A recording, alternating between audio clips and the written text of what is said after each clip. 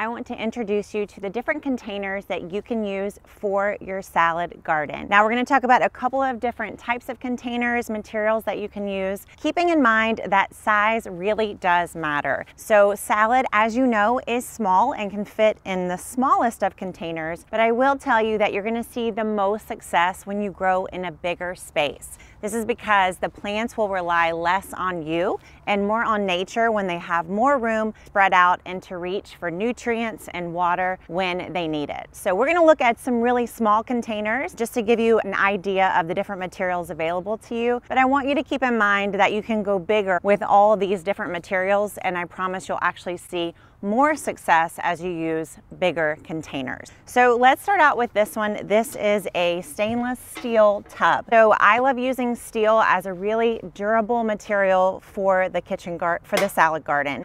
Steel is one of those things that in general is rust proof and will hold up under lots of different weather. It's nice and firm and creates a really nice sturdy place for your salad plants to grow. So steel containers are a great way to go. You can typically get these from a hardware store, like big box stores, Lowe's, Home Depot. There's all different kinds of brands. And generally I look for a food grade stainless steel tub. So some people, when they see me growing in steel, they like send me all these notes like, are you sure that's food safe? And all the studies I've done have shown there may be a little bit of leaching of zinc, I think, or something like that, but it's nothing to worry about and is super simple and easy to grow in. So steel is the first material. Pro of this is that it's super durable. It's gonna last a really long time. And another pro of this is that it's just easy to find. You can get this at a hardware store or just somewhere local to you. Cons of it would be, number one would be that maybe a little bit of fear of leaching or things not being 100% natural. And then the other, drainage generally is going to have to be added by you. For the most part, these containers are not made to be planters. It's going to be rare that you find one that's got holes already in them. Spent many days with safety goggles on and a drill putting in drainage holes into these containers. That's the pros and cons of the steel container. Next up is a wood container. You guys know I love growing in wood planters, mostly in much bigger raised bed. This is evidence that you can do it even in the smallest little container like this one. This is actually built with a cedar fence plank. I bought an untreated cedar fence plank from the hardware store and put this together for a workshop that I did to my company in Houston. So it shows you just how small you could have for a container. But obviously, like I said, going bigger is gonna ensure better success. But if you wanted to just have a little deck planter or something like that, you could even go this small. So the pros of using wood is that generally it's really easy to find just at a local hardware store. Pros is that it's natural. Make sure that you're buying a wood that's gonna be durable. I generally almost always use cedar. You can use whatever durable wood is available in your area. I would not use a untreated pine or another kind of wood that's going to be softer and it's going to be tending to give way to the elements. It's going to be durable, it's natural, and it's easy to find. The cons is that it can be a little bit pricey. Cedar has definitely gone up over the last few years in terms of price. Also that you need to have a few carpentry tools to put things together, because it's going to be rare that you can find a cedar bed all put together by itself for you, unless you order a kit or something. But even then,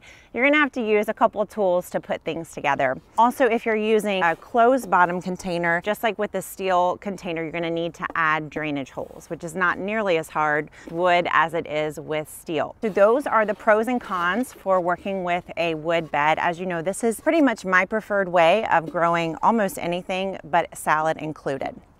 All right, next up is a fabric container. So this is the simplest things to get. These are already put together. You've probably seen these. If you follow any gardening accounts, you've probably been hit by ads about these smart pots and wool pots and all that kind of stuff. So these are put together. They're almost like one piece, and you can get, they're commonly known as grow bags, and you can get grow bags, like longest grow bags. I've seen them like 3 by 3. I mean, just really large grow bags. This is a smaller one. I think this is a 5 gallon or something like that.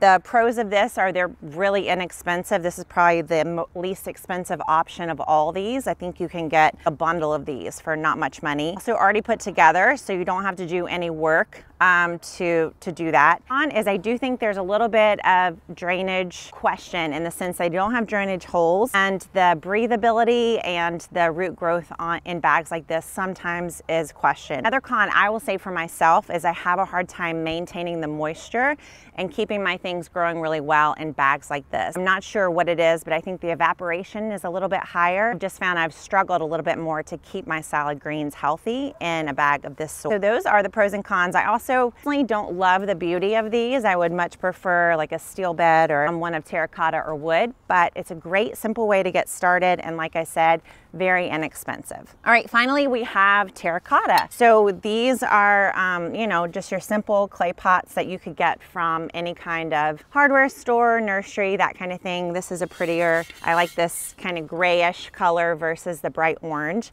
Terracotta, as you know, is very easy to find. You're often going to be able to find a container with a hole in it, so it's going to already have drainage, which is so nice. And they're going to be basically ready to go and plant as they are. In general, the pro is going to be that they're pretty affordable. They're going to be probably in line with these steel tubs, or maybe even a little bit less. You do want to make sure that you're buying a natural. So I would recommend not getting one that's glazed or that's got a lot of chemicals or things that have been added to the exterior. In general, they don't add them to the interior, so you're probably okay. You never know when those things leach in or out or whatever. So I generally buy just a plain terracotta pot and then buy a little bottom to it as well. Now these are, the con I find is that they also evaporate pretty quickly. So when I've tried to grow salad greens in terracotta, I often have to baby them and water them daily, sometimes twice a day, especially when it warms up or if we don't get rain. I just find that salad plants in terracotta are a little bit testier than they are, say, in a wood planter. Again, size matters, so making sure that you get the biggest pot possible, you're going to have more success when you grow in a bigger container. All right, so these are the 4 general materials that I recommend growing in for your salad garden. We've got metal, wood, fabric, and terracotta or clay. I'm sure there are lots of other creative ways that you can grow your own salad greens. I do recommend having them in a container, and these are my 4 favorites. Never forget, as you make your decision, to really rank them in terms of what's important to you. So making sure the material is natural, that it's durable. I like to make sure that it's beautiful, and then that it fits your budget and is affordable. And then finally, always making sure that it's also drainable. So we want to make sure all of our containers have good drainage holes and aren't going to hold water, because our lettuce plants definitely, they love to get watered, but they don't like to sit in water. And now you can make your decision on which container you'd like to start with in your own salad garden. I can't wait to see which container you select. I'll see you in the next lesson.